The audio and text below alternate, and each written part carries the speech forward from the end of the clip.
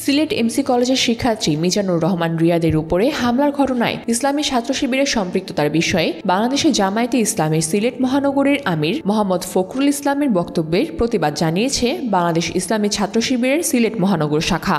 সিলেট মহানগর শিবিরের প্রচার ও মিডিয়া সম্পাদক নাইম হুসাইন স্বাক্ষরিত এক বিবৃতিতে বলা হয়, এমসি কলেজের 19 ফেব্রুয়ারি রাতে শিক্ষার্থীদের পারস্পরিক দ্বন্দ্বের ঘটনায় কিছু মহল ছাত্র শিবিরকে দোষারোপ করছে। শিবিরের কেন্দ্রীয় কার্যকরী পরিষদের সদস্য ও মহানগর সভাপতি শাহিন আহমদ এবং সেক্রেটারি শহীদুল ইসলাম সাজু এক বিবৃতিতে জামায়াত নেতা ফখরুল ইসলামের বক্তব্যের নিন্দা জানান। তারা বলেন, শিক্ষার্থীদের মধ্যকার হাতাহাতির ঘটনাকে রাজনৈতিক ফয়দা লুটতে ব্যবহার করা হচ্ছে।